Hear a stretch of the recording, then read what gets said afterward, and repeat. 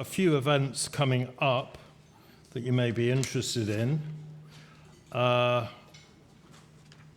Democrats abroad, Thailand, will have their annual general meeting here, in fact, next month on the 22nd. So that's a bit of a way away. But I should tell you that in conjunction with this program, we're trying to fit in 2 more programs to mark the 50th anniversary of the fall of Indochina in 1975, April, historic period. So we'll have one program devoted to the fall of Phnom Penh, and we will be accompanied by Richard. I can hear you. Shh. Roland Neveu, the very well-known French photographer who was there at the time and photographed the arrival of the Khmer Rouge at a time when nobody knew what would happen next. And of course, what happened next was appalling. And then at the end of the month, we'll have a film about Saigon and about the journalists that covered the Indochina War in Vietnam, and they're a very interesting bunch of people. The problem with that program is that those of them that are still alive are all running around in Saigon at the time, so we can't bring them here, so we're still doing some work on that. Good. And then one other thing that is important, and that is that we've had a bit of a disaster vis-a-vis the AGM, and that had to be postponed for very sad reasons, and also because people were extremely busy. And the new AGM, the revised AGM, will be on the 25th on Friday. So if you're a club member, that's the time to come along, complain about the board, and we'll all feel very good about that. But basically, we need to elect a new board. And so to this evening, this was made possible by Seth Mydans, sitting down here, who is a very, very distinguished correspondent. He's a retired reporter with the New York Times. And his father was Carl Mydans, who was a Life magazine photographer, very, very well known, who actually lived until 2004. He died at 97. But he's probably most famous for the landings at Luzon with General MacArthur, and the famous statue that exists today is based on that picture. How many times did your dad have to take it? No, he just ran ashore. It was just one shot. Okay. MacArthur wasn't posing. No It's quite a legend. But the interesting thing about that is that Bill Chickering's dad was also a correspondent with Life, and they were approaching Luzon for the landings, and your dad suggested that Carl go on the other boat, and the other boat was hit by a kamikaze plane, and your father died. So there's some really poignant history in this. And anyway, this evening we have Alma, Bill's daughter, who's on hand to help with any emergencies. And so to this evening, and elsewhere, somewhere in Sydney at the moment, is Mark Dodd, who is the Reuters correspondent, who covered the tail end of the story that you're about to hear from Bill. So that's interesting.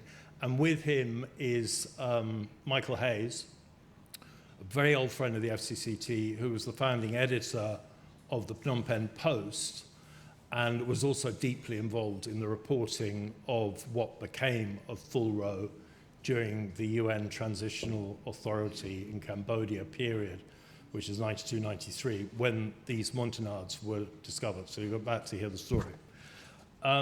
Bill, I don't think I need to say any more, so I'm going to hand over to you to take us through this piece of history. You, of course, were a combatant in the Vietnam War, and you commanded Mike Force, which was a group which had all these relations with the montagnards. It's a complicated story, so it's best left to you. Thank you. No, Welcome. Thank you very much. Let me just shake this. I'm not sure about this giving a talk sitting down, but it's probably better. Alma tells me that I shout when I stand up, so this will be better, I think. Alma, my daughter, is here because I'm proud of her, but also because my hearing is lousy. And she's turned into a real help to me, particularly in this kind of situation where questions she can basically turn into words that I can hear. But while I'm talking, it's not usually necessary. But who knows? If you need to break in and ask a question, please do. As Dominic said, I was in Vietnam in 1967, commanding a Mike Force battalion that did recon along the border, and I had, by chance, only montagnards in my unit, no Vietnamese, and so this attracted all the anti-Vietnamese firebrands into my unit, and I used to hear them whisper the word FULRO and nod to the west across the Cambodian border where the mysterious base was located, and I became hooked and had to find out in 1967 what FULRO was and what it was about. Anyhow, the book just came out in the UK. It was printed about 3 weeks ago, and it's coming out at the end of May in the US. Who here does not know FULRO? Don't be embarrassed. Anybody here never heard the word FULRO? Okay, good, thank you. FULRO was an intentionally secretive organization. That's where they got some, if not a lot, of their power, and their effect was by having this mystique. But being so secretive, it was very hard to get information about them. And even today, it feels to me like the proverbial elephant described by blind men. Only in this case, there's hundreds of blind men, maybe even thousands of blind men out there that know a little bit about this elephant that I don't. So I have asked for, in my book, I've listed a email that unfortunately doesn't work right now, for people to send me information. I'm hoping that the book is going to produce a lot of information that right now I don't have access to. And then that's going to be a second book. It's not yet for sale here in Southeast Asia. So if I whet your appetite, you have to order it from Amazon. Okay, FULRO, Fonds Unis pour la lutte des races opprimées or libération, depending on whether or not they were talking to a more leftist audience or not. Lutte being saved for the leftists. Basically, it was a ethno-nationalist movement, meaning they wanted to get a country of their own, or at least autonomy for their ethnic group. We're going to be talking tonight about the montagnards, but in fact, FULRO was a front organization with 3 ethnic groups represented, one being the Chams of Vietnam, although that tended to also include the Chams of Cambodia, who also were a minority that felt oppressed. And there were the Khmer Krom, the Khmer, ethnic Khmers who lived in the Mekong Delta and considered the Delta all the way down to Saigon their own until quite recently. I think it was 1949 that the French basically drew a line that made part of the Vietnam Mekong Delta Vietnamese against the wishes of the Cambodians that lived there. It was a very militant and clandestine organization, FULRO. The militants, and it was also, its militancy was aimed at driving all Vietnamese out from the highlands. That includes communists, that includes non-communists. The book has very little to say that's kind to Vietnamese. I really don't talk much about the Vietnamese except as the enemy, and that's because the montagnards themselves in FULRO saw them that way. And to the extent that the montagnards today have lost much of their land and a lot of their way of life, they were correct in seeing the Vietnamese as the enemy. On the other hand, clearly there were plenty of Vietnamese who risked their lives and certainly their jobs by fighting against the age-old prejudice that Vietnamese had against the montagnards, and still to some extent still do. But I didn't write about them because I didn't know anybody like that. However, in retrospect, I think maybe it was some racism on my own that made me unable to see people like that. So that's my apology and all I can say to the Vietnamese. I think, however, that some Vietnamese might derive some comfort from this book in that it's an argument that there were other views of the war, other views of the country of Vietnam that were worth fighting and dying for other than the one that won. The other aspect about the FULRO that I emphasize, and you'll hear more about this tonight, was the fact that it was from 1955 to 75. The original leaders all died in 1975. The approach to their raison d'etre changed significantly in 1975. So I only wrote about the period before 1975. I was interested in those resistance who went into the jungle after 1975 to fight against the new government.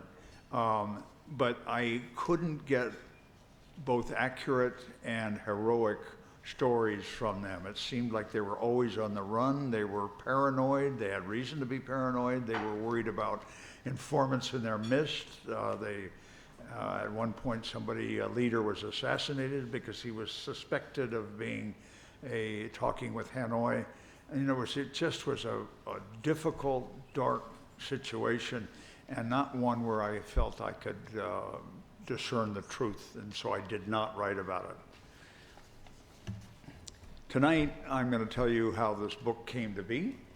I'm going to tell you a little bit what was known about FULRO before I started research 17 years ago, and then I'll tell you what I've learned since.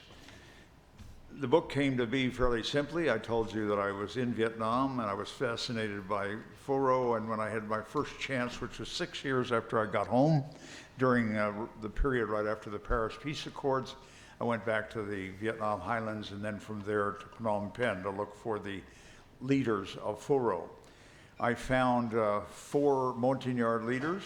A 5th leader had been murdered mysteriously some years before.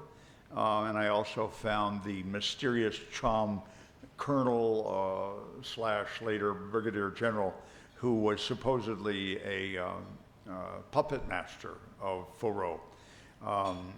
I wanted to write a story. I wanted to be like my father and be a journalist, or like my dear friend Seth and be a journalist, but wasn't cut out to be a journalist. And also when I went home with this manuscript, Watergate was in full force and nobody was interested. I also met the Cham's wife, and 45 years later, that was the 2-minute meeting turned out to be very important because she gave me access finally to her husband's secret papers, and that enabled me basically to finish the book. Let's see that. Yeah, that's me with the 4 leaders, montagnard leaders. The guy on the left survived. The 3 on the right, or to my left, all ended up in the French embassy in 1975 in April, and were pressured to leave. I don't use the word expelled anymore because of somebody that talked with me last night at Meta House in Cambodia, that maybe it wasn't really a case of expulsion, but some sort of pressure. Anyhow, they were pressured to leave and were never seen again. There's a slight suggestion that the guy behind my shoulder, who was an amazing Odyssean kind of character and very much of a survivor, that he might have survived, that he might have died fighting for the KNLPF army in 1982. The evidence of that is pretty thin. Anyhow, the guy on the right is a fellow named Bon, or Ibn Kapoor. I call him Bon for simplicity. he survived, and in June of 1975, I got a call from Fort Benning, Georgia, where he had been during the fall of Phnom Penh, saying, I don't have a country anymore. And we became friends, and I tried to help him find out what had happened to his family, because they had been in Phnom Penh. His wife and 4 small children had been in Phnom Penh. And so the question became, what happened to what ultimately were counted as 155 FULRO montagnards who took refuge in the French embassy? And he and I went to the only person I knew in the CIA, and he didn't know a thing. And then I went to the State Department. We walked in cold into the front door of the State Department and were ushered in to see the head of the Cambodia desk. We'd been expecting to meet an intern, but Cambodia had fallen so low that with 2 people walking out the street were allowed to see the head of the Cambodian desk. Anyhow, they didn't know anything. And Cambodia, as you all know, was a tomb. Literally and figuratively, no information was coming out. Anyhow, Bon stayed with me stayed in the United States for about 10 years. And then in 1986, he'd made enough money from working in factories to head out on his own to see if he could find out what happened to his family on his own. And that was it. I didn't hear from him again. All the notes had long gone on my shelf of my closet, and I forgot about montagnards and Vietnam and all the rest. Then 22 years later, I got an email from an anthropologist in Ban Lung in the highlands of Cambodia saying there's this guy here that wants to talk to you, and it turned out to be Ban. Ban re-entered my life and entered the life of my children. In 2012, myself, my wife, and my 2 children moved to Phnom Penh, because by then I was completely caught up in the FULRO story and knew that it was a story that was also about the Vietnam War from the point of view of Cambodia, and that I would learn more than I needed to know just by living in Phnom Penh, and it happened. Next one. He became a friend. He became like an exotic uncle to my children. That photograph is about 4 or 5 years ago. He died this past December, and the reason we're here is not so much for the anniversary of the fall of Phnom Penh, but because my wife and children and I went to get his bone shards after the ashes have already been distributed on the waters. And we took them just circuitously back to Vietnam to bury them in a spot that was his childhood village underneath the mountain that he undoubtedly saw as a child and near the river, and on the only piece of land within about 4 miles that didn't belong to a Vietnamese. It happened to be a fallow field, and that's where we buried his bones. Okay, now for what was generally known before I started research. Frankly, if you went to internet right now and typed in Google FULRO, this is what you'd learn, because nothing of what I have found has yet made it to general knowledge. Back to the main photo here. The 3 important men here are Ibrahim Enyual, the guy to my immediate left. Ibrahim was originally an agricultural agent, which I think is very significant, having worked in NGOs in the global south and in international development. It was like the first international development worker to be an ag agent. And he was an ag agent in the highlands for about 12 years, bouncing down tracks in every town in the highlands, and became quite well known. In 1955, President Diem resettled 140,000 Catholic refugees from the north, mostly Catholic refugees from the north, onto Montagnard land. And this was part of the accords on the separation of North and South Vietnam. People had 300 days to decide where they wanted to live, and a lot of the North Vietnamese ended up on Montagnard land in 1955 and 1956, and that was the stimulus for ethno-nationalism to arise. I'm sure that occurred to some montagnards before, but this is the first time that it occurred to a lot of them. It was also the first time that a lot of them had had enough education to sort of want to do something about it. In 1957, which curiously I've seen listed as the beginning of the Second Indochina War, because somebody tried to assassinate Diem in the highlands, President Diem in the highlands. And as a result of that, everything heated up. But he also abrogated Montagnard land titles. He made sure that Montagnard schools started teaching Vietnamese. And he also, rather curiously, took away all weapons from Montagnards except for bamboo spears. And these were people that were used to hunting with crossbows, etc. In 1958, Ibham led a mild protest, the first ethno-nationalist movement in Vietnam amongst Montagnards, and he got thrown in jail for 6 years. While in jail for 6 years, his reputation grew, and he started to develop reputation for being able to create, accomplish miracles, etc. And he became a Mandela-like figure for the Montagnards for somewhat the same reasons as Nelson Mandela did. This picture of Abraham Enual on the left with Sihanouk, obviously, from early 1965, captures how Montagnards saw Abraham Enual. This one on the left shows their pride in him and also a yearning for modernity. The one on the right is a propaganda photo, which looks kind of silly to us, particularly the fact that Abraham was dressed like somebody from Kennedy's Rat Pack. But in fact, originally I thought, well, gee, this is not very politically wise compared to the wisdom of, say, Fidel Castro and Che showing up in their combat fatigues and all that and looking exactly like what their followers wanted. But in fact, maybe this is what Montagnards wanted.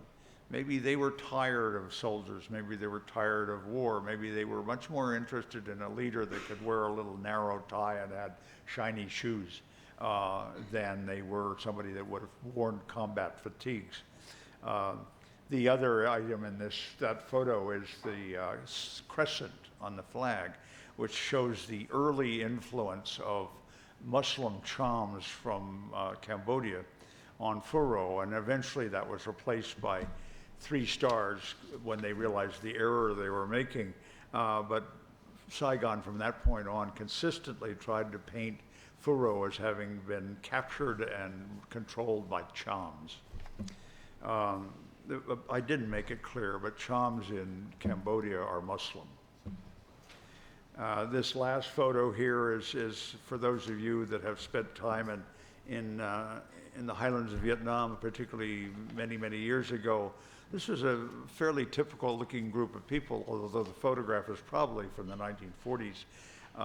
I was amazed to see when I got there quite late in 1966 that there were still Montagnards that if they were walking single file along the side of the road would, upon hearing the sound of a motor, a car coming from behind them, they would turn and bow because the assumption was that the driver was a Frenchman or a European.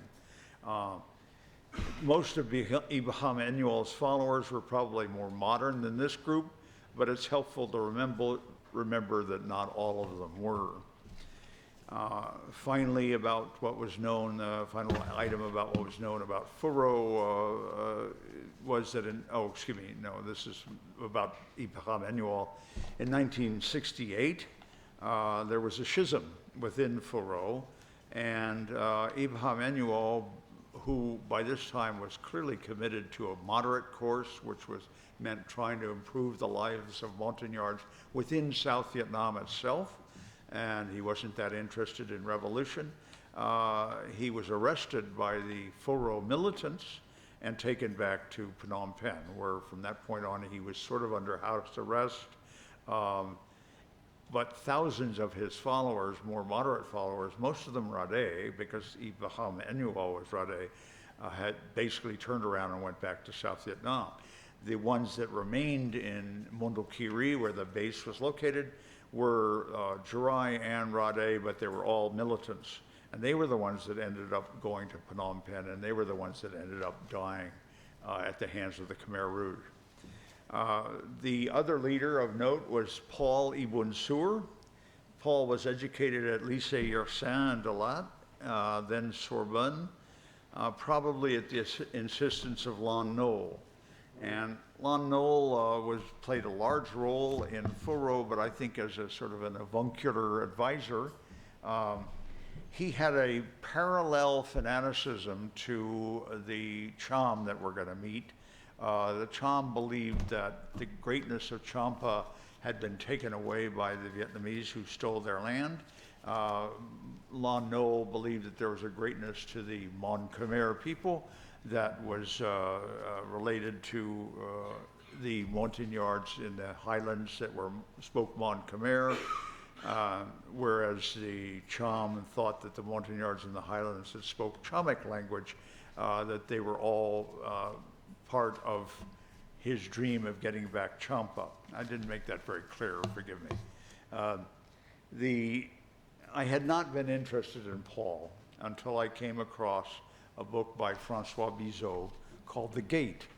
And I don't know how many of you are familiar with The Gate, Le Portail, but Paul actually is featured in The Gate at a moment when Bizot describes the montagnards about being ready to leave the embassy, knowing that they were going out to face probable death in their case, and in Paul's case, certain death.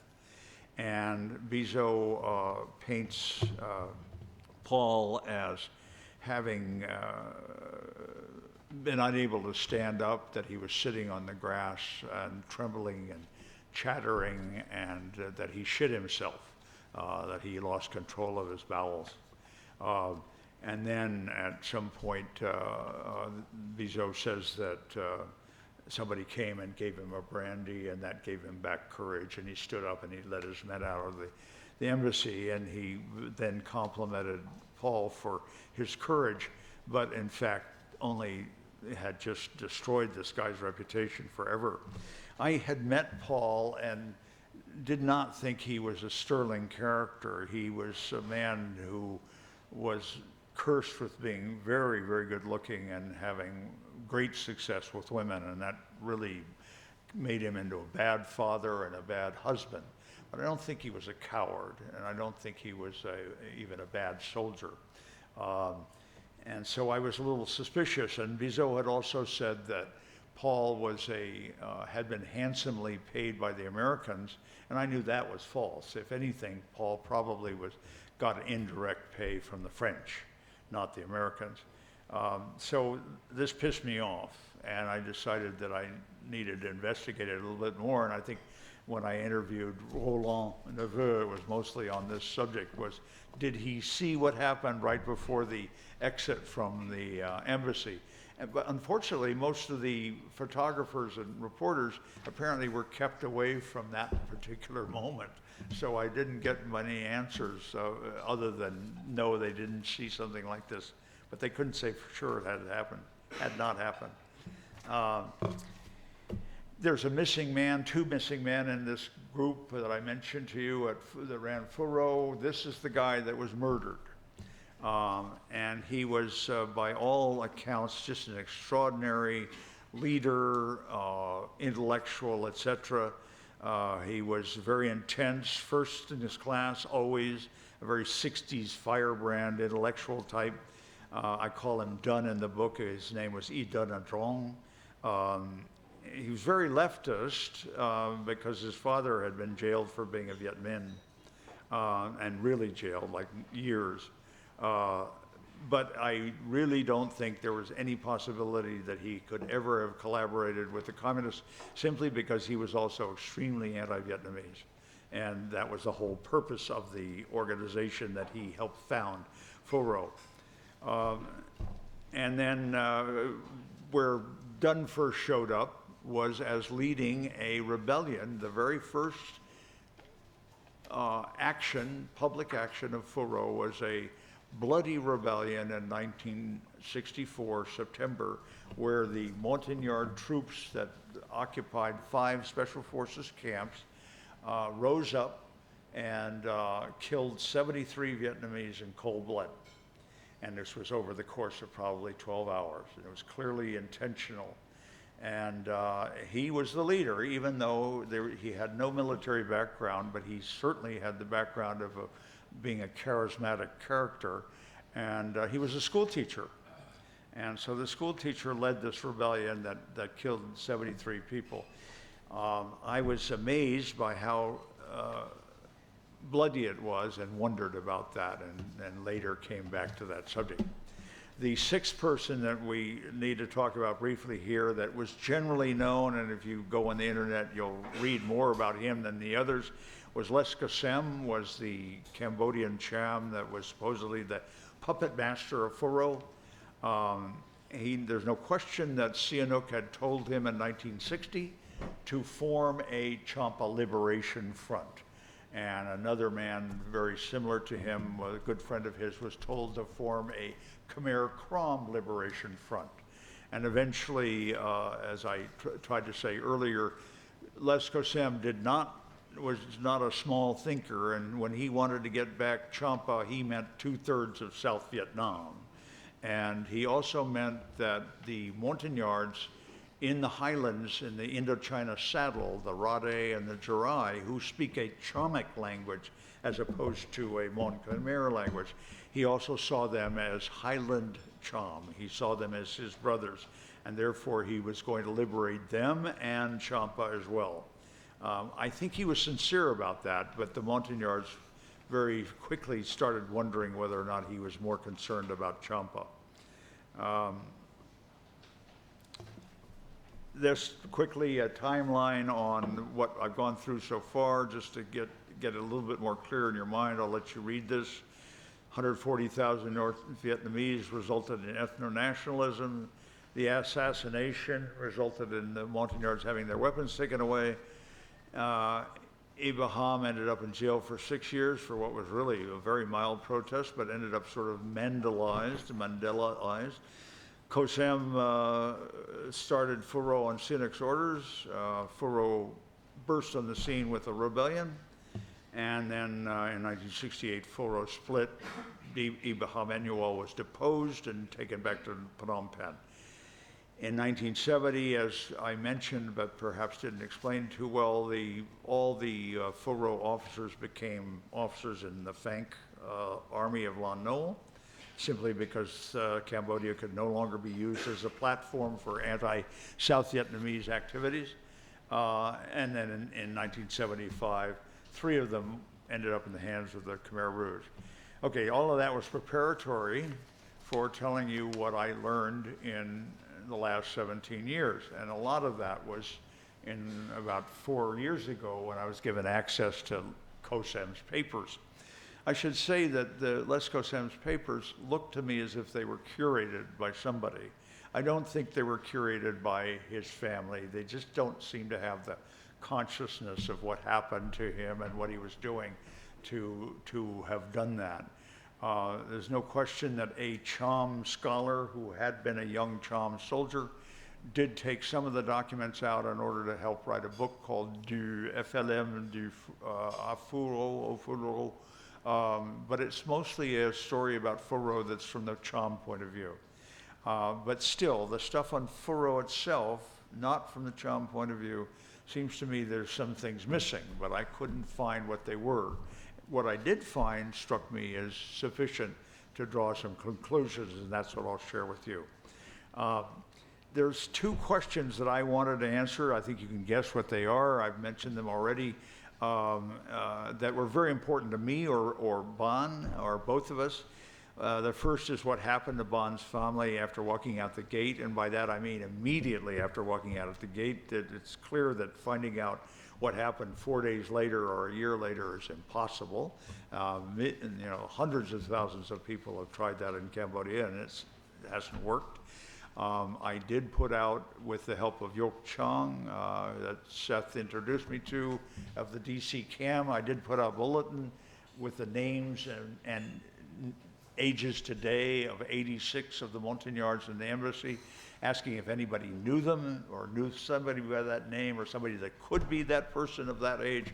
Got zero response, and this went out twice. And so that my first question is what happened to Bond's family immediately after going out the gate, in the sense of, were they put on trucks or were they allowed to join the flow of people? That's a hugely important distinction, or would seem to be. And the other question is, what did Bizot actually see? I don't think he made that up, what he was talking about. I think he maybe embellished it, but I'm sure he saw something like that.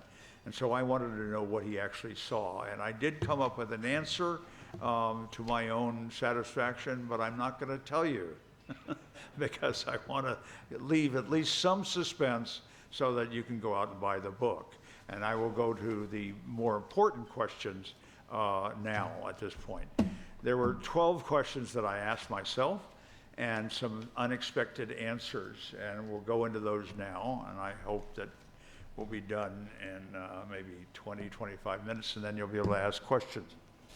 The first item was not actually a question. It's because nobody thought to ask it before until I did. And I'm very proud of having asked it. In case you don't know, I'm an emergency room doctor and have been for almost 50 years.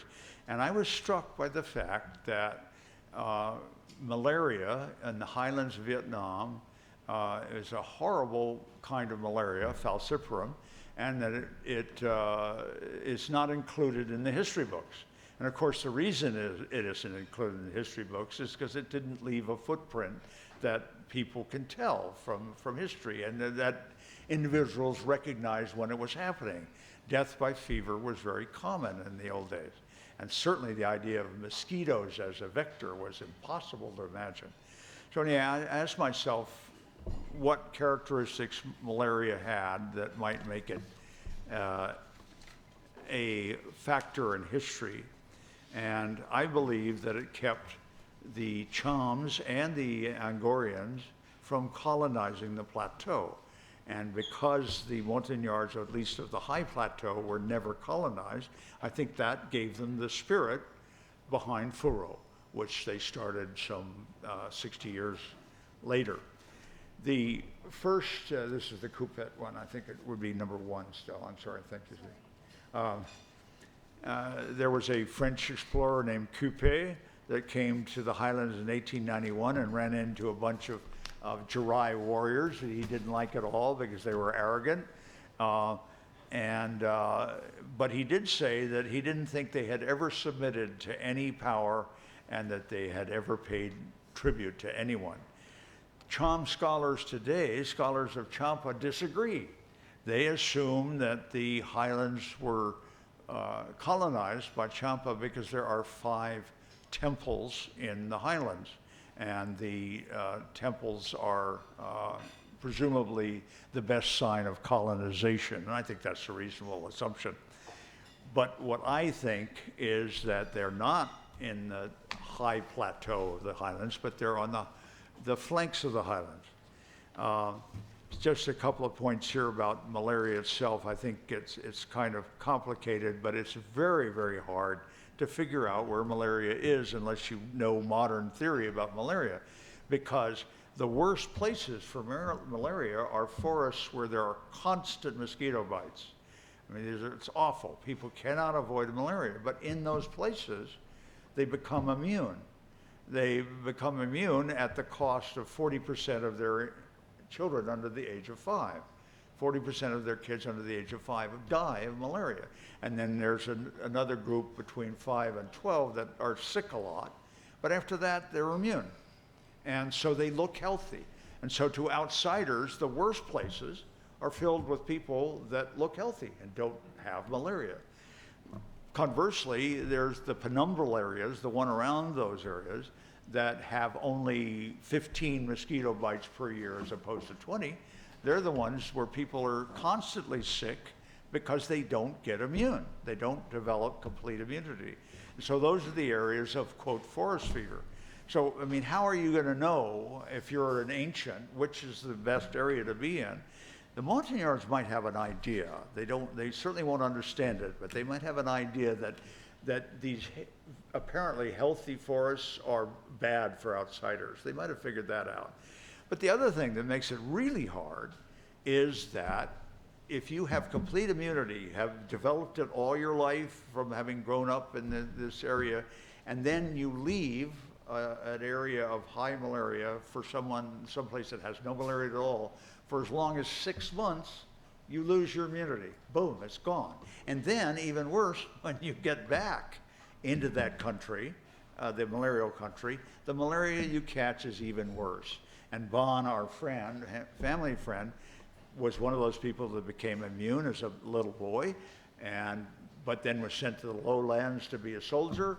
And when he went back to the highlands, he said that he woke up in a blanket with them taking him to his cemetery because they thought he was dead from a coma. So malaria is hard to figure out even if you have some idea what's going on. What I figured out, and I'll spare you now, I'm just thrilled by this perception of mine, so forgive me for my enthusiasm here, but what I figured out is, okay, how do you know where the rainforest was 500 years ago? It's not very much left now, and that's why the highlands of Vietnam aren't so bad for malaria now. But how do you know where the rainforest was 500 years ago or 300 years ago? And then I suddenly realized rainfall data. Rainfall data even now is exactly the same as it was 500 years ago because it has the same topographical, the same meteorological causes as it does now. And so using rainfall maps, I'll show you my favorite map here, which Alma thinks is poorly done. Oh yes, I can use my pointer now. Yeah. This is great. If you click on it. Yeah, the front one. Okay. This is the highlands. This is Orient. Stung Trang, Krache, Kontum, Pleiku, Chirio, and Bami Tuit. The area that I've outlined is the high plateau. Actually, it should be more like this. But basically, that's the idea. The area that's within the pink is the second driest area in the highlands, all the highlands. The area inside yellow is the driest area in all the highlands, and the area around Chirio is the only area in all the highlands that's considered semi-arid. Guess where the temples are? Boom. Two of them are in Chirio. One is within the driest area that's north of Bandon, and then the other one is also in the flank of the plateau that's still part of this larger dry area. The only exception is a temple that's right now it's just ruins that have recently been discovered, but it's about 7 kilometers east of Pleiku, and it happens to be an area that is very bald. There's very little vegetation, so I think it may be an anomaly that's lost when it's averaged in rainfall data. The other thing of note here is that this valley here, coming from Tuiwa, goes up very gradually to Chirio, which is an open, flat area that again is completely arid, and then only about 30 stories they're higher, whatever that is in feet, like 400 feet, something like that, is the step up to the plateau, and that's very little actually. So I'm sure that the Cham who live along the coast use that valley to get up as far as Chirio, and then I suspect that was an entrepot between the montagnards, bringing products off of the highlands and trading them with the Chams in Chirio. Okay, that's the end of my thrill to tell you about malaria. The next question is what really happened during the first rebellion. And as I told you, I was struck by the fact that it was exceedingly bloody. I think that the template was to kill all the Vietnamese special forces teams in each camp, so 12 people per camp, 5 camps. And it was intended to take the Americans hostage without their knowing it. And I think that was successful. What happened, however, is that Americans were not sympathetic to this effort and tried to calm everybody down and keep it from happening. And the montagnards showed too much deference to Americans. And deference to Americans basically caused the rebellion to fail. They were too deferential in about 4 of the camps.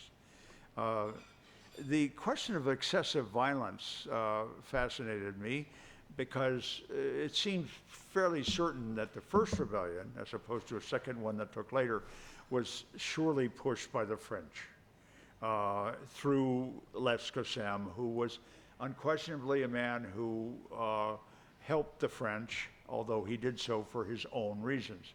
He did so because he wanted to win back Champa, and that what the French wanted fit with that for a time being. The other possibility, however, excuse me, I should develop that. The reason this appealed to the French to push this rebellion is it caused a real problem for the alliance between Americans and South Vietnamese. The South Vietnamese were exceedingly angry at the death of 73 Vietnamese out of the blue, and they wanted to punish the montagnards. They wanted to bomb them. The Americans, who had just started using montagnards as troops in special forces camps and were very conscious of wanting to keep the loyalty of montagnards, wanted to stop that. And so it was a real problem for Americans for quite a while, for Americans and South Vietnamese for quite a while. So that would have been in the interest of the French, who wanted to cause so much problems for the alliance that the Americans just would leave. But another possibility behind the violence is that Frantz Fanon published Wretched of the Earth, Les Terres, La Terre des Damnés, in 1961. And he was the theorist of anti-colonial violence. And one of the reasons he argued in favor of violence was that people who have been colonized have an inferiority complex. And the only way, according to Fanon, that they could get rid of the inferiority complex, or the fastest way, was to kill, and was to violently assault those people that had been oppressing them. And there's no question the montagnards had a problem with feeling inferior for thousands of years to the Vietnamese. So I think that Fanon may have played a role in all this as well. Following the rebellion, 200 rebels went out into the jungle in Cambodia, having been welcomed there by Sihanouk and given refuge. And eventually that group just kept growing and growing and growing as more and more montagnards heard about the rebellion and joined Ibrahim Enual, who was already becoming a figure of great renown. Next question. Why did I call in the title of the book, the other, FULRO, the Other National Liberation Front? Well, that was slightly provocative to get people's attention, but it was also the fact that they saw themselves as revolutionaries. They saw themselves as anti-colonialist revolutionaries. They saw the Vietnamese as having invaded their own country in the highlands. And, I suspect that at least for some of them, they were as angry at the Vietnamese for the invasion as the Vietnamese were at the Americans for their invasion. They were on their land and taking their land. And being revolutionaries, they talked to each other, they addressed each other as frère. They spoke about liberation and the oath before the revolutionary flag. They imitated Viet Cong organizing, including particularly armed propaganda missions.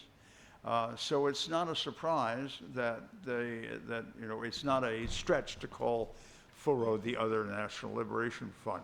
The only quibble is the definition of nation, and that was a problem for post-colonial ethnic minorities everywhere in the world, is that the UN Declaration of Human Rights in 1948 had said that nations should have the right of self-determination. And of course that meant freedom from colonialism to countries like Vietnam. But as soon as countries like Vietnam got their freedom, their liberation, they didn't like the idea of using the word nation for ethnic minorities within the country, like the way we use Sioux Nation in the US. That didn't apply to the montagnards, and that was greatly disappointing to some of them, particularly Dunn, who I think had spent a lot of time incubating with the 1948 UN Declaration of Human Rights. This question here is the one that was sort of closest to my heart.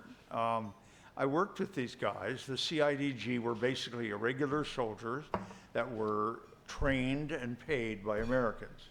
And there's no question that some of these guys joined up because they wanted to have gold teeth or because they wanted to have a radio. And they liked the money. There's no question about it. But I knew enough of them to know that they also, like the rest of us, can have two motivations at the same time. And I felt that more of them were motivated by a higher motivation than was apparent. And the communists were very successful in painting FULRO, the CIDG, the FULRO soldiers the montagnard soldiers that worked with Americans. We painted them as mercenaries. I figured out that, and this was corroborated by later information that I found, that, all right, here's this group of rebels sitting in montagnards, the army that's slowly growing after the rebellion in '64, and they have to develop an army. They have to create an army because they anticipate Armageddon with the Vietnamese someday, a showdown with the Vietnamese. They have very few ammunition, very few arms, and very little ammunition, but most of all, they have no enemy to fight because Sihanouk has basically given Mondulkiri as refuge to both the NVA and the Viet Cong, and he said to them, and also to FULRO, stay apart, don't fight each other. And so he was pretty much successful in keeping the FULRO people from fighting and clashing with the NVA, except for occasionally when they crossed an NVA base area. And this meant that they had no enemy to fight. You'd think that perhaps they had South Vietnamese troops to fight across the border, but in fact, the South Vietnamese had turned over much of the highlands to Americans. And there just weren't very many South Vietnamese to fight. So what the FULRO did is they realized, hey, let's send our young men to join the CIDG at the American Special Forces camps, get trained by them in war, get equipped by them and trained in the use of modern weapons, particularly claymores, which are terribly valuable and effective, and basically learn how to fight and through combat experience. And I'm convinced that this was the main reason that a lot of montagnards joined the CIDG, and it was certainly the main reason that montagnards joined some of the worst, most difficult units, the Mike Force, not mine, but the Mike Forces that went into enemy territory all the time. The French tried doing something like that. They had mobile guerrilla units with a few French officers that would spend weeks within the jungle. And that sometimes they were very successful, but sometimes they were a failure. In the cases that I know about, they were very successful. And it's not because the Americans were better than the French by any means, but it's because these guys were fighting for their own country in this situation, whereas when they were fighting with the French, they were fighting out of loyalty to the French or whatever. I think that made the difference. And they were devastatingly effective in some of the units that they fought in against mostly the North Vietnamese. The communists, it's hard to tell what they thought about FULRO, except for by sometime around 1965, they pretty much said that these people are beyond our being able to reach them. They're too anti-Vietnamese. They took the Vietnamese communists took the fact that the FULRO was anti-Vietnamese as being an anti-people's stance. I'm not sure I understand that, but it's the only comment I could find within a document, a North Vietnamese document, explaining why they didn't like the FULRO and why they thought FULRO was a tool of the Americans, possibly with French input, was that FULRO was anti-people. And that can only, to me, mean anti-Vietnamese. They also thought that very early that FULRO was conceived of as a stay-behind resistance organization when the Americans lost. That may have occurred to some people, I'm sure, in the CIA, but around 1964, I don't think that the Americans were planning to lose that war. The Montagnard communists, on the other hand, if we believe Ibn Manuel and some other sources, were quite ambivalent in terms of FULRO because they felt that if the situation ever became clearly a ethno-nationalist war or battle against the Vietnamese, that the Montagnard Viet Cong would join FULRO and become a ethno-nationalist organization as opposed to a communist one. A small item that fascinated me was the fact that in 1961, when the CIA and then Special Forces showed up for the first time around Ban Me Tuot and tried to recruit Rade Montagnards to join what was a proto-CIDG, they said that they'd give out a small rifle, a carbine, to those Montagnards that signed up to defend their village. And the Rade signed up in droves. And that's usually interpreted as being that the Montagnards were scared of the Viet Cong and wanted to defend themselves. But in fact, I found a comment by a U.S. Embassy official at just this time saying, no, the Viet Cong are still paying for what they're taking. They're still, asking permission for certain things. Yes, they're assassinating village leaders, but the average person is not scared of the Viet Cong. I believe that what they were doing is they'd been deprived of their weapons since 1957. All they had was bamboo spears, and I believe that they saw that carbine as agency, getting back their agency as warriors and as people. And I think that it was some of the appeal of FULRO itself, was getting back the sense of agency.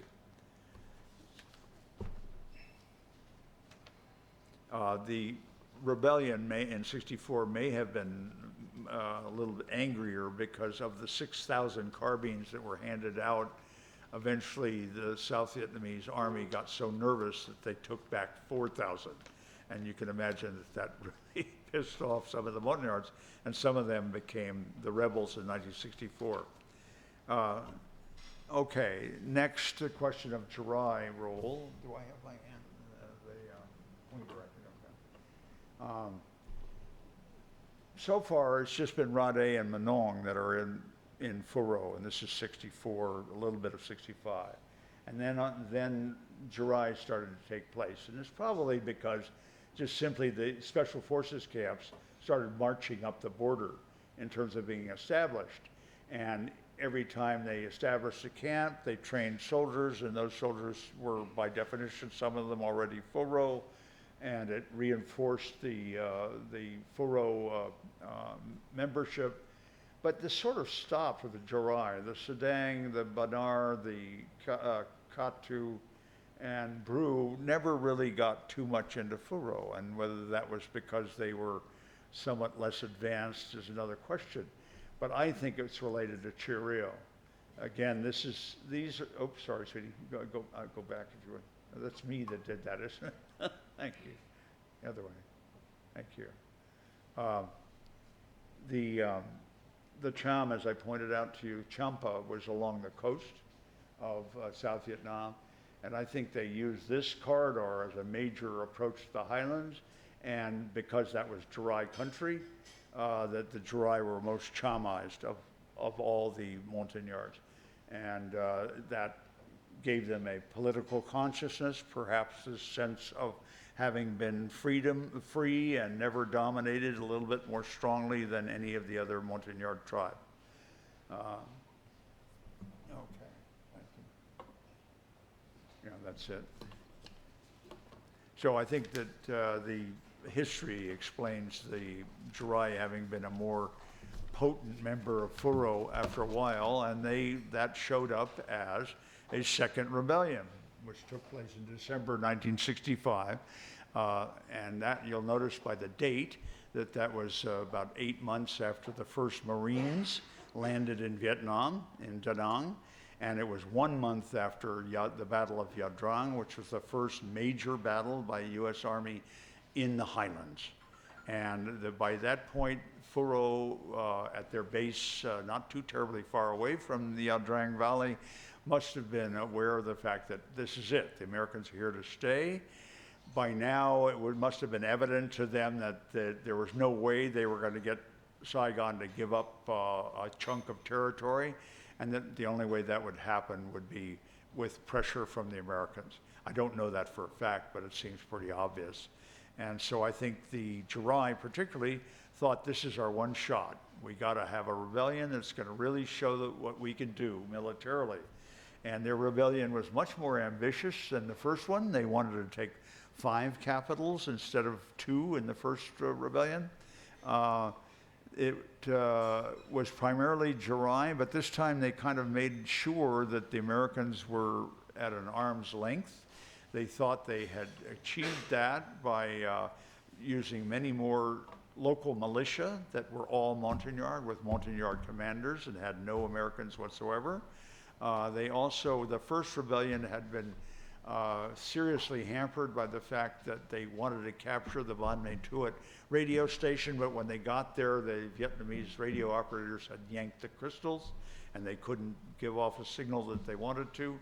And so this time they said, aha, we're going to beat this. We're going to broadcast from Phnom Penh our start signals and communication.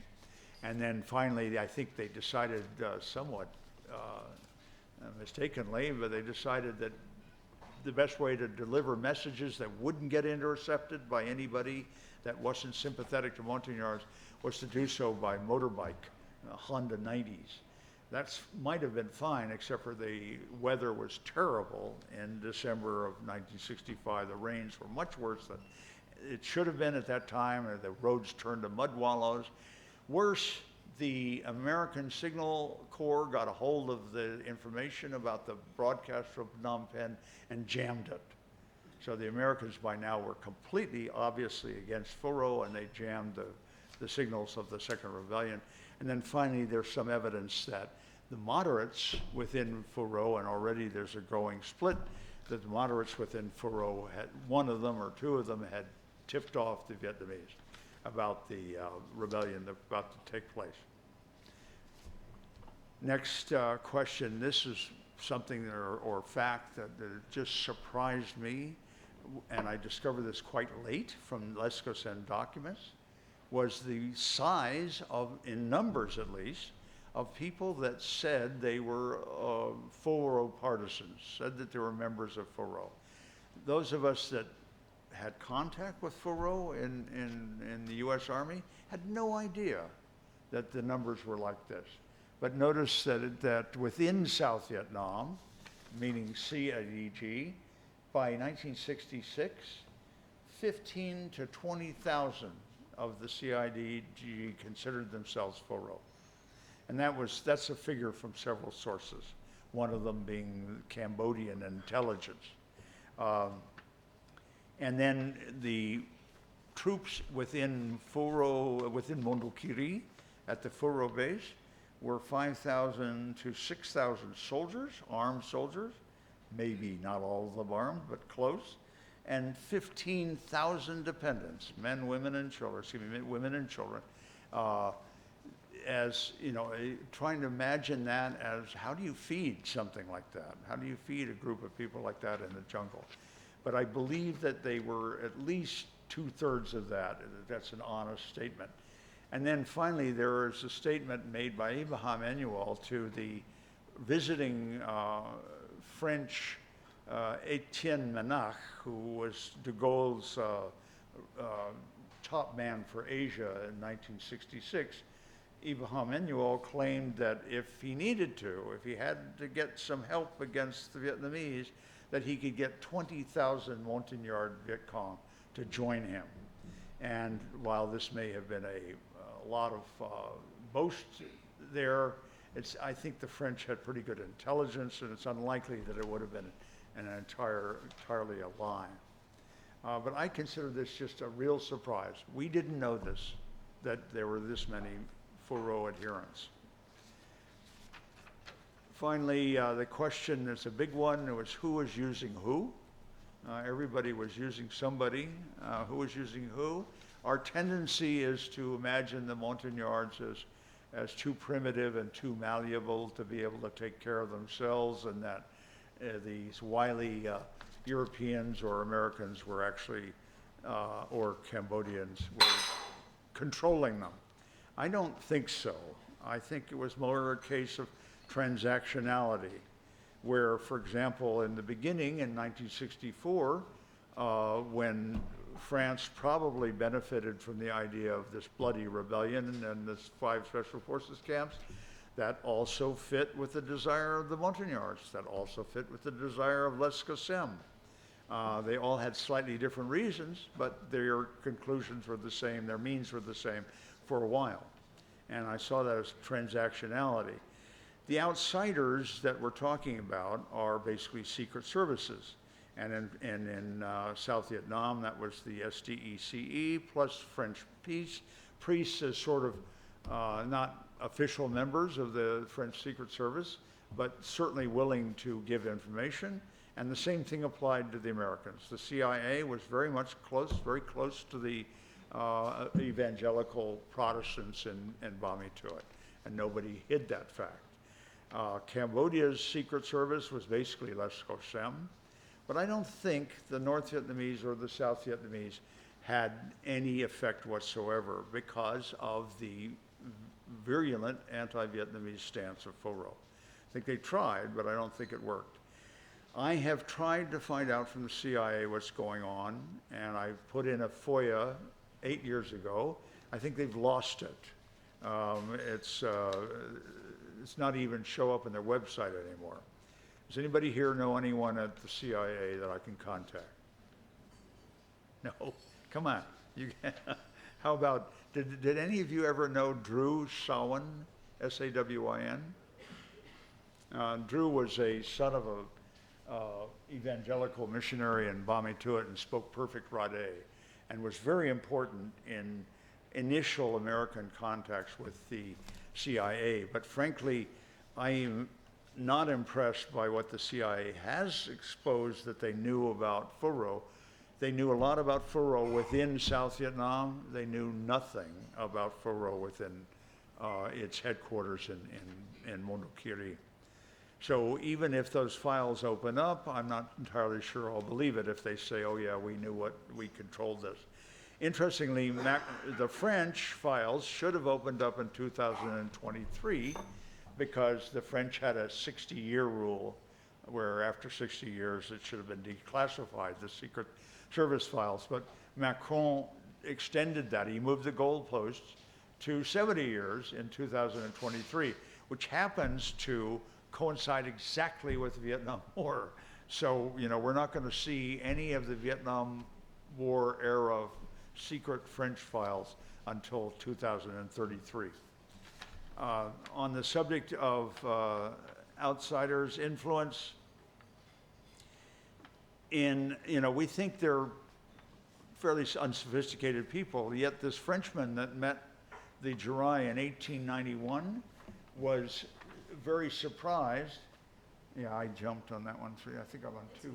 I was very surprised by the fact that this group of Jirai warriors, who were sort of like running into a bunch of Comanches, that they knew that the French were trying to beat the Thais and the Laos to dominate the western slope of the Mekong. And that sounds pretty geopolitically savvy to me. Of the 6 protagonists of this story, 5 of them appeared to have developed their ethno-nationalism and or their anti-Vietnamese stance as teenagers. That doesn't rule out the possibility that they were controlled or influenced by other people but it suggests to me that this is a fairly natural kind of evolution given the times. And certainly some of that was the 60s and the effect that that had on people in terms of their sense of rebellion and self. Finally, I found a quote in the Lescasem documents where Ibn Manuel himself is talking specifically about Lescasem, but also in general about outsiders. And he says, foreigners cannot have any power in FULRO, meaning they were quite aware of the fact that others were trying to manipulate them, not only their enemies, but their friends. They knew that. They knew that their friends were trying to manipulate them too. And if they succeeded in being aware of that, they might have been able to avoid being controlled. I can't prove that, but I think they did. I think we have to see them as having been masters of their fate, at least to the extent that any of us are, and that they defied that fate in a way that a lot of us wouldn't have. And so to see them as having been manipulated, as being puppets, I think is unfair to them. My guess is that there was a very interesting anthropologist in the highlands of Vietnam who was started off as a French priest named Jacques Dourdan, who eventually became an anthropologist and no longer a priest, to the point where he was proud of the fact that he never converted any Jurai at all. He thought that the French were responsible for FULRO in the 1950s. And I think he probably is right, but I think that the French midwived the birth of FULRO. I don't think that they were the father of FULRO, but that's my guess. About Lescasem, quickly, was he a puppet master? I think that we can stop just with that phrase that no foreigners shall have any power. There is some evidence that from my point of view, that it was very transactional what he was doing with the montagnards. They saw him as able to help them with their revolution, and he saw them as able to help him get Champa back. I don't think he was telling them what to do. Okay, finally, the point that I opened in the beginning is, why did FULRO fade away? What was the cause for FULRO's disappearing sometime around 1966, even though they had started off as worrying everybody? They worried Hanoi, they worried Paris, they worried Phnom Penh, they worried Saigon, and they certainly worried Washington. What would the montagnards do, reputed to be fierce fighters, if they were fighting for their own cause? How strong would that be, and what kind of effect would that have on the course of the war? And so a lot of people were worried about these folks, and then all of a sudden they disappeared, or gradually they disappeared. In order to describe that, I want to tell you about 1937's Python God. In 1937, in the highlands of Vietnam, there appeared a millenarian movement, a messianic movement, which is not terribly unusual amongst Highlanders. Apparently it occurs every 30, 40 years all over Southeast Asia. But it occurs usually when people encounter overwhelming change. They're afraid of the future, and it shows up in that situation. And in 1937, rumors swept the highlands that a python had been born to the daughter of a Jurai prophet named Sambram. And the python supposedly told Sambram to instruct montagnards in how to survive a coming cataclysm, the cataclysm that was going to sweep away all the French and all the Laos and all the Vietnamese from the highlands, and leave the montagnards back in their golden age, where they were once again masters of their domain. This is very definitely a millenarian type vision. Second thing you need to know to figure out why FULRO faded away is to know how Dunn died exactly, how he was executed or murdered. He was the most militant of the young leaders, who had led the first rebellion, as I told you. And sometime about 8 months after the first rebellion, he became increasingly dissatisfied with the leadership of Ibrahim Emanuel. He considered Ibrahim Emanuel as too moderate, which he probably was from Dunn's point of view. He considered him, however, as too old and not educated enough, and at one point he really insulted Ibrahim Emanuel publicly by saying that he couldn't speak good French. This was a public confrontation, and Ibrahim Emanuel was general of FULRO, and so therefore was definitely in subordination. Dunn ended up being put on trial, and the trial went on for a while, and then judgments were delivered. And out of 6 judgments, 5 judgments, 4 were to condemn him to death. It seems a little excessive. It wasn't clear from the document why. The 5th judgment was from Bon, the man that came and lived with us and couldn't tell me about what happened in 1965 and 1966, probably because of his not wanting to reveal what happened with Dunn. But Dunn ended up, as a result of being condemned to death, he ended up being buried up to the chest in the floor of the jungle with a bamboo cage over the top of his head. And it's not clear how long he was there, but certainly days, and some said weeks. At which point, at the end of which, he was taken out of his soil prison and marched to the border where they had him cross a river that was turbulent, and he drowned, probably with the help of the people marching him through the river. So basically, Dunn was murdered, but in a horrible way. And the question is, why? Was that torture to find out who he might have been collaborating with? Well, possibly, but it still seems kind of excessive. And my take on that was, finally, I had a realization. I was reading through the FULRO documents, and I noticed that the typist did something that was really kind of peculiar. Any mistake the typist made would be typed over with very neat X's to make sure you couldn't see anything underneath the mistake. And there were lots of these in the documents, these X's, X's, X's, X's. Suddenly they stood out to me as though they were a barrier of thorns. And I started to see that maybe something was prowling out beyond the circle of light, out beyond the circle of firelight, is what these thorns looked like to me.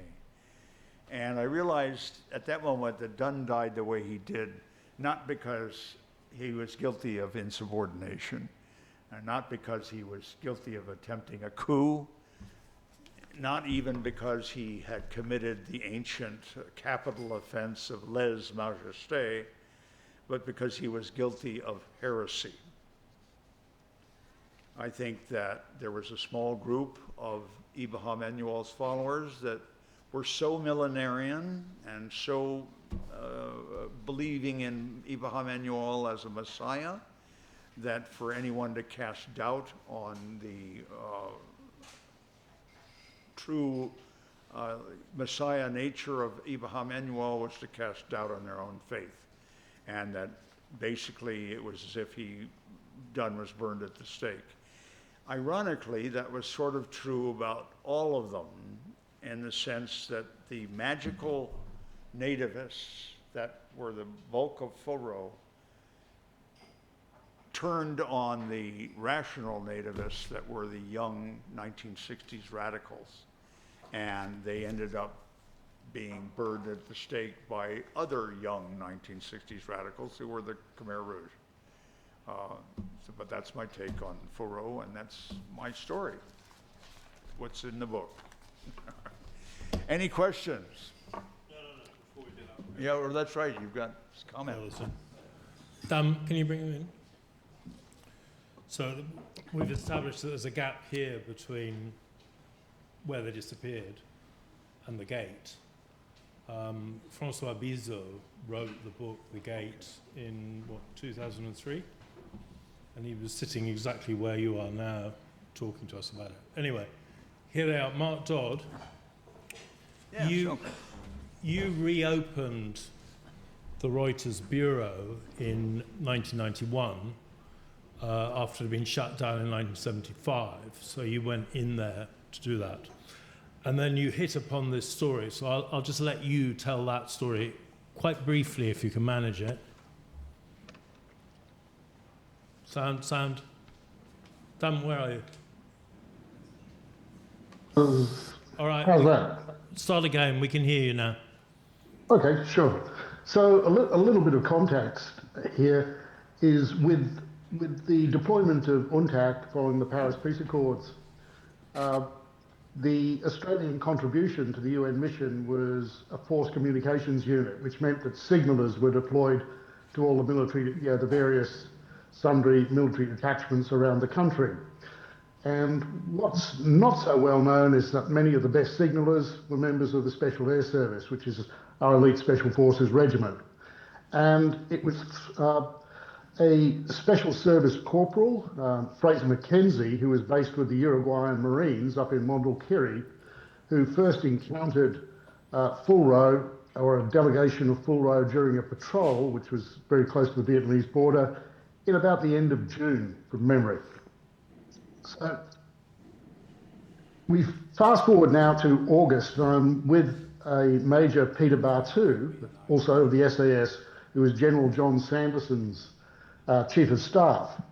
And we were just having a coffee, and Bartu told me that, look, there's a really interesting, intriguing story that's developing. I can't say much about it at the moment, but as soon as I get some clarity and some clearance, I'll be able to brief you more fully. Now, that was in August, very early in August.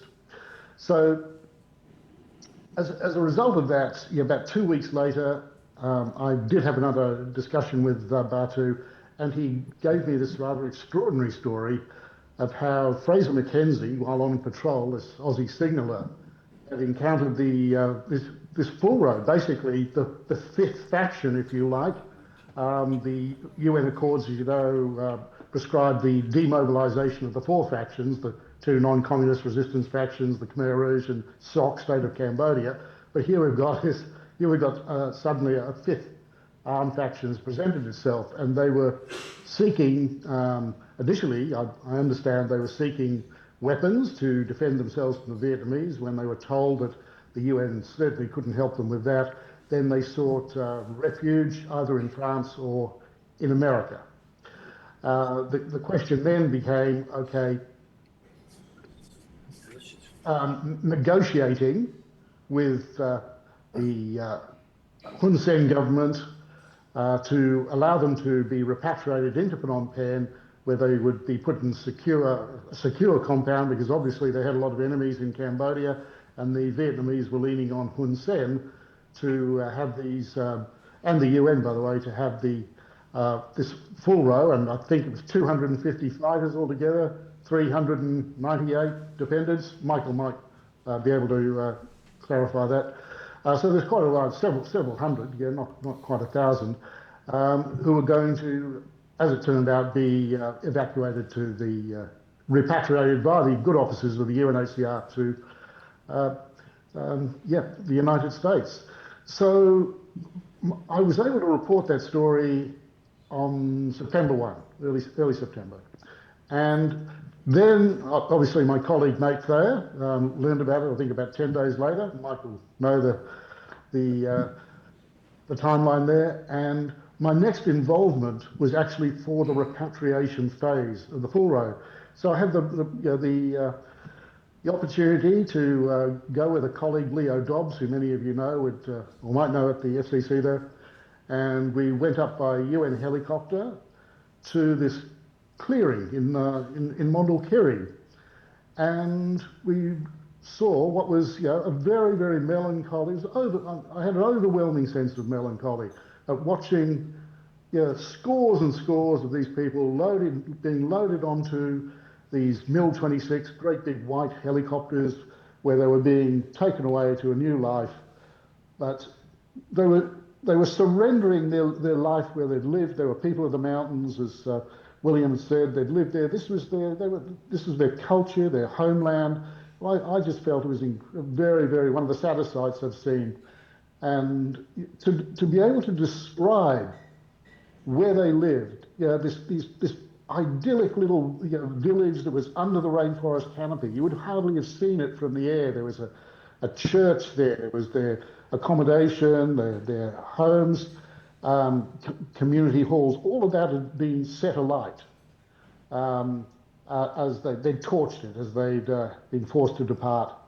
And all that was left were their dogs. They were the last living remnants or last reminder of this occupation of the FULRO who'd been there for decades and decades and decades and time immemorial. And there was an officer, I think he was a major from memory, from Fort Bragg, who, and I asked him what he was doing there, and he was collecting souvenirs, if you like, the crossbows, evidence of this life that had gone on in this village for so long, and he was going to take those back to the Fort Bragg Military Museum, Carolina.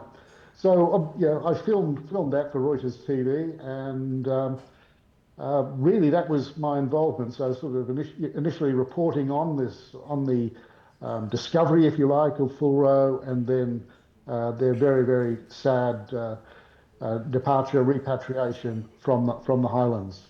That was essentially my involvement for Reuters. Okay, so it was quite a scoop at the time. Just to give it a little focus, because it's quite complicated to come into it. UNCTAD was this transitional authority that the United Nations undertook, basically with Japanese funding, to take Cambodia through to an election. So it was a fairly small intervention in terms of time. It's the only time the United Nations has ever run a country, I believe. And so that's unique. It hasn't happened before or since. And the discovery of the montagnards up towards this remote eastern part of Cambodia, so remote people can't imagine it, meant that there was a fifth armed faction that had not participated in the Paris peace talks, which had brought all this about. So that's the complication. So you had Funcinpec, the royalists, you had the KPLNF, who were the non-communist American-backed faction, the Khmer Rouge, and then you had Hun Sen's forces in Cambodia. So, this sort of stuff is immensely complicated to follow. So the book, we'll have to sit down and read through it. Now, Michael, you were the founding editor of the Phnom Penh Post, this groundbreaking experiment in a free press in a country returning from Holocaust and communist rule and everything. How did you deal with it? Because this was a very big story for you as well. And Nate Thayer, who Mark has mentioned, was one of your contributors. Well, I'm still awake. Hey, Will, how you doing? Hey, Will. Did you hear my question, Michael? I heard your question. I'm just saying hi to Will. I just saw him last night.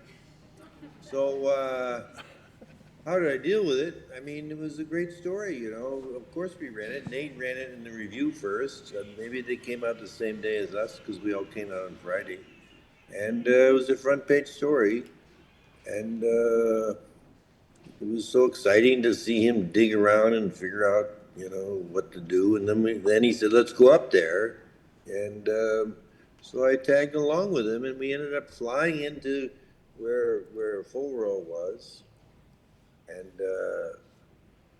they're negotiating, and I'm running around taking pictures of bamboo church and people living in huts and stuff. And so it was really exciting.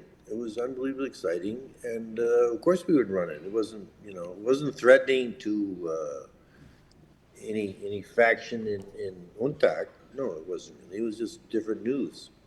And these guys surrendered, and then the UN flew them out, and they went to the U.S. in October, I think, 23rd. So it didn't take long to get them out. I mean, I'm sure the red lights went on in the U.S. Said, well, we'll just take them now. And they all flew to North Carolina, where it's Fort Bragg, where the Special Forces are headquartered. And they got a lot of old pals there who say, we know you guys, we fought with you, you know, for 10 years. So they helped them out. Okay, there's a microphone at the back of the room for anybody who'd like to ask a question. Whilst they're moving to that, Michael or Mark, what became of the montagnards they're not repatriated, they were taken as refugees to the US. What happened to them? Did they come to a very sorry end? What were you talking about, 450 people in the end? I thought it was 398 dependents, right, and there were 250 fighters. 55 Well, family. here's the answer to that question. That's Will's next book. That's your next book, is the answer to the question. Okay, please ask a question. And identify yourself as well. Thank you. My name is Joe Arden. I'm a club member. And a question for William. During 1965-66, I was an Army intelligence officer in Vietnam, and at one time knew a little bit about FULRO. I've more or less forgotten about FULRO, to put it directly. And I remember almost nothing about what I knew about FULRO at one time, whatever that was. But to the degree that you know and understand, since, as I recall, at the high levels of American military leadership in Vietnam, to include Westmoreland in '65, an order was issued that a directive was issued that the U.S. military should avoid contact with FULRO, and that there was the Mike force that you were with, and there were other special unit forces involved. Do you have any sense of the interplay between those in the American military who favored a U.S. involvement with FULRO and those, because I'm quite sure they existed, in the American military who were opposed to such interaction? Yeah, forgive me, I didn't get all of that, but I caught the last part. You're wanting to know about the interaction between American military that was pro-FULRO and the American military that was definitely against it, right? Yes, and I'm quite certain that Westmoreland was against. Westmoreland was very clear that we weren't in South Vietnam to support rebels against Saigon. And that he was very clear that America should not do so. I think it came down to a question of rank. Mm-hmm. I think it came down to a question of function. The special forces under the rank of major or major. The majors were the ones that had the most problem. You know, captain and under were generally in favor of FULRO. Yes. And the majors went either way. Oh, I see. Okay, you were an officer too. You know, there was one major that lost his career because he had sided with FULRO, named Brooks. I think it was purely a function of their relative career ambition and how much they wanted to protect themselves against their career being destroyed. There was, in the second rebellion, I was struck by the fact that there were some special forces camps that were involved. I made it sound like it was none were involved. But the ones that were involved, the officer after-action reports were zero compared with what they were in the first rebellion. I mean, it sounded like nothing had happened in either of these camps. And the idea was that they were trying to paint their camps as everything was copacetic, to use the word we used to use. In their camps. Nothing was wrong. There was no sign of the FULRO activity. And that's bullshit. But by that point, they knew that their careers were over if they supported FULRO. I don't know if that answers your question, but it was mostly a rank. It does in part, and of course also via the CIA, the American Special Forces, including Mike, was there years before Westmoreland came on the scene. So they already would have been involved, those who wanted to, with FULRO, and thus, in a certain sense, Westmoreland came a few years after the party had begun. Okay. But that's just a statement, not a question. Yeah, no, I think I got the idea.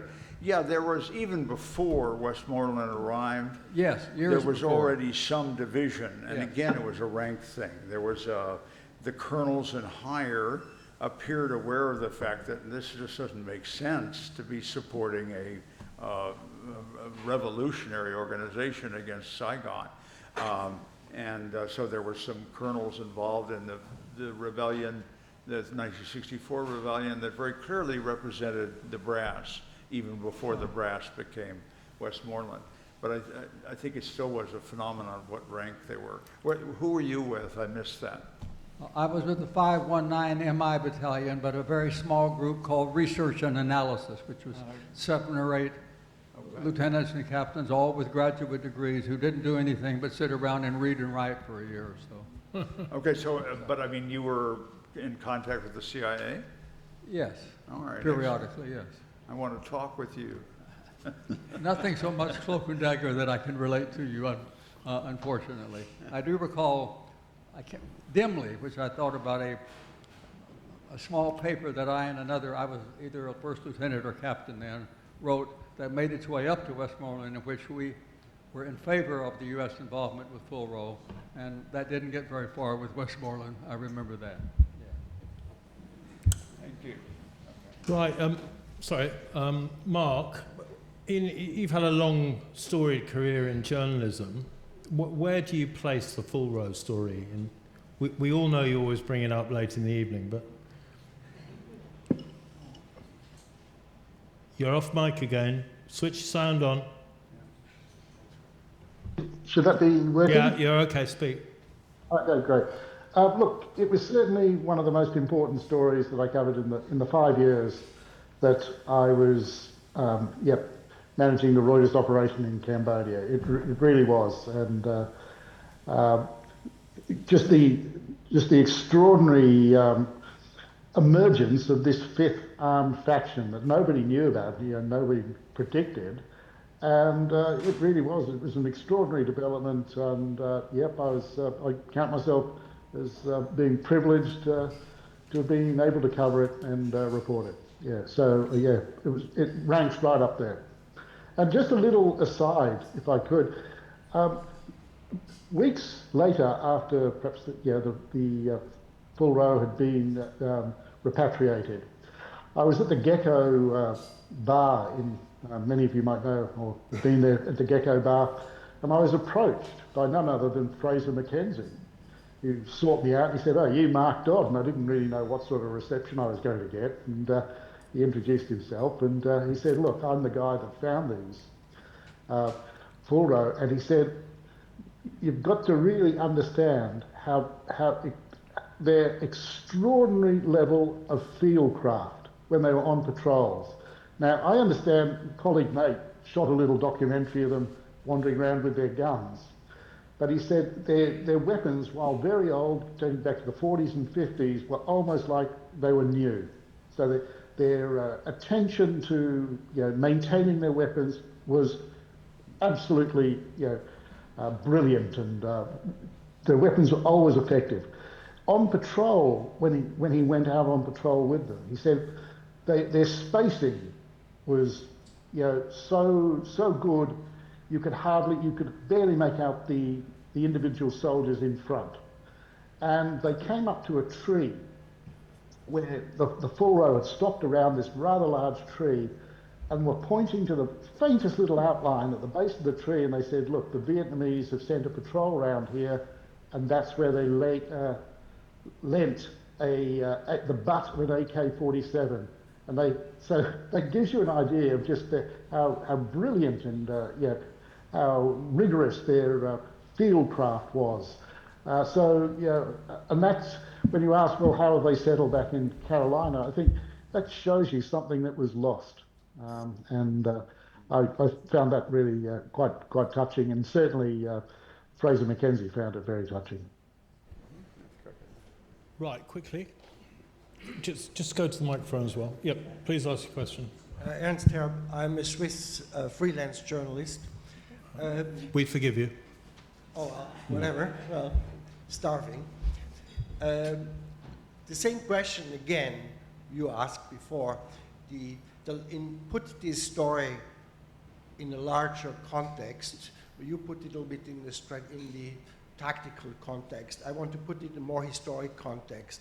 Was this movement from the beginning condemned to fail, where they were just kind of tragic puppets used by other sides, or was there something behind this, as you said, millennium movement, and all these people come from, like... Let me ask you to stop so I can catch up with you. Hold on a second. Okay. What do you got to Yeah, basically a lost So, cause. Okay. Was there ever a chance for this movement to play keep going. a historic role, you know, or were they like just basically puppets, like kind of, it was a very tragic story, what they played? Yes. Okay, what was there something behind the movement that was, that I haven't mentioned already? No. Was it a doomed cause? Yeah. That's really the essence of the question. Was it a doom cause? Were they just puppets? Oh, I see. I'm not sure it's the same thing to be a doomed cause and therefore No, it's not. puppets. I don't think they were puppets. Was it a doomed cause? If it's them that started their own cause, or they were the majority start of their own cause, and they weren't puppets, then the fact that it was doomed is sad, but or tragic, as you say. But it doesn't make them puppets. They were responding to, I think, the growth in education amongst Montagnard people. I don't think this would have been possible in the 1940s. They just didn't have enough people that had 4 or 5 years of education. It was due to the massive number of Vietnamese that suddenly flooded into their lands. It was due to the departure of the French, who had specifically protected the Montagnards from contact with Vietnamese, both for humanitarian reasons and reasons of divide to conquer or divide to reign. It was, I think, that they were more affected by the general atmosphere of the 60s than we imagine. A lot of things came together to make this possible, but maybe inevitable, that the Montagnards would take up arms to try to fight for something that was ultimately hopeless. I have been asked about whether or not there was any possibility that the FULRO could ever have done something really significant militarily, and the usual example that people use is cut the Ho Chi Minh Trail. Although, as we learned subsequently, there were 2 trails. There was the Sihanoukville Trail and the Ho Chi Minh Trail, and even if we'd cut the Ho Chi Minh Trail, there still would have been the Sihanoukville Trail. But to get back to the subject of could the Montagnards have done something really dramatic, and I had to come down on the side of, in my belief, no, that the time they would have had to do that was in 1964, maybe 65. And at that time, the technology and the tactics just didn't exist for Montagnards to be able to do that with or without the help of Americans or South Vietnamese. And then, of course, politically, it would have been a firestorm of protest if that sort of thing had been attempted. So could they have ever succeeded in that sort of political military sense? I don't think so, but and I don't think this is your point, but I don't think that makes them puppets or even sad in a way. I think, to me, the sadder way of looking this would be to see them as most of us did, which is as wretches, as people who had no agency, as victims, as pawns, as puppets. And the fact that there were some of them, and maybe a lot more than we realized in terms of numbers, who were definitely not puppets, who were at least standing up for themselves or planning to do so, to me is magnificent. I don't know, that starts to sound like literary magnificence, but I think we all share the same idea. Question? Perhaps not a question. Let me introduce. My name is Giuseppe. I am a just retired UNHCR. And I work for UNHCR, and I happened to be back in 91, 92, and half of 93 during the UNTAC operation, and I was directly involved. Actually, Mark, I think we met at that time. We were both much younger, but just to add an additional few points from the UN perspective, how did the whole operation work? Because I vividly recall that Nat Taylor came with the cover front page of the Far Eastern Economic Review on the history of Montagnard, that he had reached by elephant all the way to Montuilquiri, and he reported. This report, needless to say... You didn't go by elephant, man. You went by helicopter. Okay, possible. Yeah, these are... Then these reports generated, of course...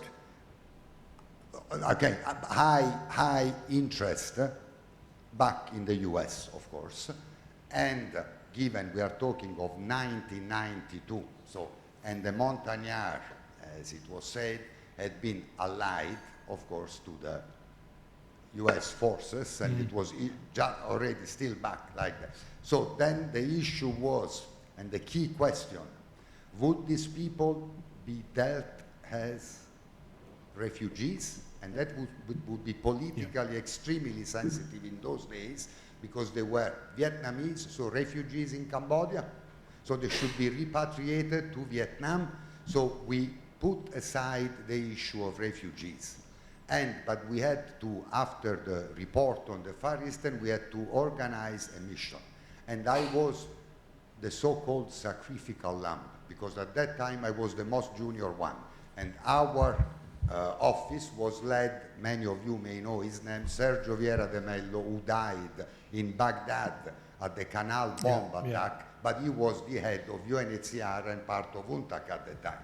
So he called me and he said, you can be sacrificed, you go on a fact-finding mission to find out who are these people. So we flew, accompanied by some UNTAC staff over there. We had this meeting in this surreal environment. I vividly remember, with all these churches, bamboo, these people, 398. You are completely correct. But Sergio flew up there as well, right? And we were there interviewing 2 hours or 3 hours detailed interview with interpreter and so on.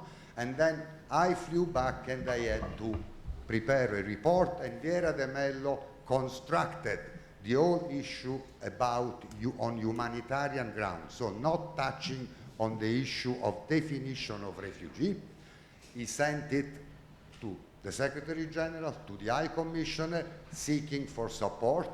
And at that time, we have to understand it was not only an issue of a fourth armed group. It was also an issue of not, how could I say, derail the ongoing agreement with the Vietnamese government about the end of the boat people and the comprehensive plan of action for the repatriation of boat people. So it needed to be dealt also in that context, because that process could have been halted if the Vietnamese had been irritated. So it involved a number of diplomatic touches, and at the end, when we got the green light, we went back with Sergio Vieira de Mello, accompanied this time by ICRC with some relief goods. He could certify, finally, so that then there was the need of an involvement. It was negotiated with Hun Sen to transport all of them through Phnom Penh with the tacit blessing of both Vietnam and China also needed to be involved. They arrived in Phnom Penh, and from there they were all processed and they traveled to then North Carolina to Fort Bragg. This was the beginning, however, of a story. The other chapter, of course, I will not expand to, but back in 2003, there was a wave of Montagnard arriving in Cambodia again. And that involved, is another different story, but there was again another group, and then it led to an MOU with Vietnam, Cambodia, and so on, and the issue was resolved. So that was the very first group which was sent back, and then from North Carolina, they started, of course, advocating for more montagnards to be processed to Cambodia. But I will stop there. Thanks. Fantastic. He's a contact. Interrogate you afterwards, along with all the other CIA connections. Can I say one thing? Yeah, It contains a chapter exactly I can't talk. right. It's a hell of a story. Right, we've run exceptionally long, a couple of hours. Michael, Cut me off, man. I can't hear you. I want to say one thing. I can't hear you. Mark, That did, guy, that UNHCR guy who just told that cool story, I wanted his name and I wanted. oh, we'll get his name and address. Yeah, he wants to know who you are.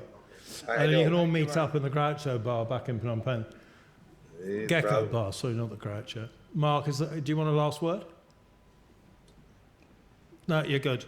Okay, so it's 2 hours. I think one of the really interesting things about this evening is how unbelievably complicated the history of Southeast Asia is. And, you know, it always used to astonish me that when I was covering Cambodia, that you could have a parliament as small as 120 parliamentarians and thousands of running stories of conspiracies and things. It was just amazing. The other thing that I would mention is that this was not the last lost army found in Southeast Asia, because of the Hmong secret army up in Laos was discovered by a Time correspondent, and Philip Blenkinsop took the great pictures, a member of this club. So this is part of a pattern, if you like, these armies that were supported. The secret army in Laos was basically Thai mercenaries, but the Hmong were a very important part of it. Anyway, we could go on forever. It's been a fascinating evening. Thank you very much for coming. Alma, thank you very much for your good offices. They were well noticed. And Michael. Sorry. Yeah. So I'll just remind you that we're trying to do a Fall of Phnom Penh program, which should be very good, with Roland, who's sitting at the bar. And just keep your eye on the bulletin for notices of that. If you haven't subscribed to the bulletin, all you have to do is give your email address. I would suggest you do it, because that's our primary communication vehicle. Okay. So, Bill, thank you very much. Thank you. Very welcome. Thank you. Coming. Is there When the Netflix series comes out, you can come and talk to the club again. okay. All right. I need, what is the Darty, see you password later, man. here? I want to show some photos to Roland before he disappears. It's on the bar. I know, but I have It's to. on the bar,